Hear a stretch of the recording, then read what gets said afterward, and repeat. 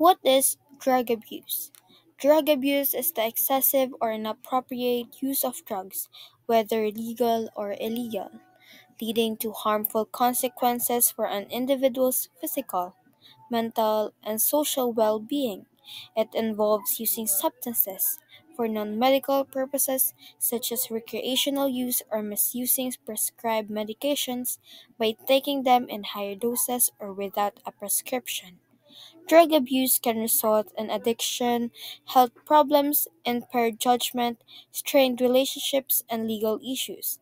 Addressing drug abuse requires a combination of education, support, and rehabilitation to help individuals overcome dependence and rebuild their lives. Now, let's examine a news report on the controversial Armas Palit Droga, highlighting the trade of illegal drugs for firearms, its impact on law enforcement, public safety, and the wider implications for crime prevention efforts in the country. Ilang celebrity ang parokyano umano ng door-to-door delivery ng droga mula sa isang sinalakay na apartment sa Mandaluyong. At ang pambayad umano ng ilan, mga armas. Nakatutok si John Consulta, exclusive. Armado ng search warrant, pinasok ng NBI-NCR ang apartment na ito sa Mandaluyong City.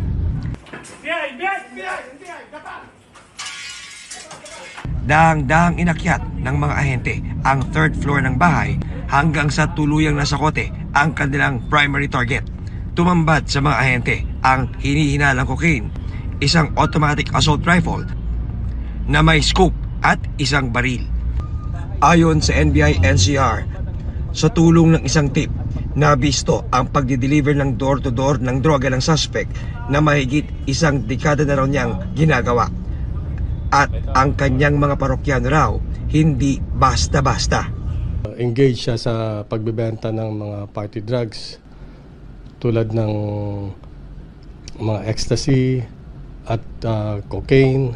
He supplies his drug merchandise sa mga high-end na bars sa Alabang, sa BGC, and Makati.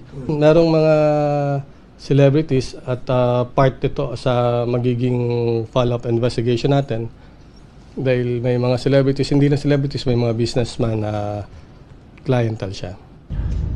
Natuklasan ng NBI na ang mga natagpuang mga baril sa kanyang bahay, mga sinwap pala ng kanyang parokyano kapalit ng droga. Ito ay bayad sa kanya ng ibang mga customer niya kapalit ng cocaine. At na pag-alaman din natin na hindi lang armas ang binabayad sa kanya, pati mamahaling gamit tulad ng mga sasakyan. Abot-abot naman ang pagsisisi ng suspect. Maybe this is yung plan po ni Lord para makaalis na rin po sa circle na yun. Sobrang laki kasi dahil siyempre doon sa mga anak ko po. Then, sobrang sila naiisip na I put them at risk. Ininquest ng suspect sa reklamong paglabag sa illegal possession of firearms at Dangerous Drugs Act na parehong walang piyansa. Para sa GMA Integrated News, John Consulta, nakatutok 24 oras.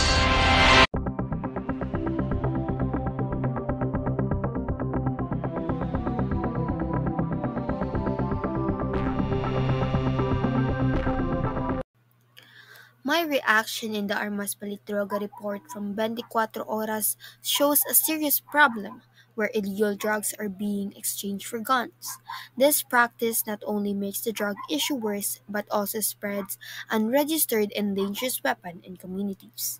It's concerning because it shows how drug syndicates are finding new ways to continue their operations, making it harder for authorities to control the situation. This highlights the need for stronger efforts to stop both illegal drugs and firearms from spreading. The report reminds us that the drug problem affects more than just individuals. It also puts public safety at risk. It's clear that we need better solutions to address disconnected issues and keep our communities safe.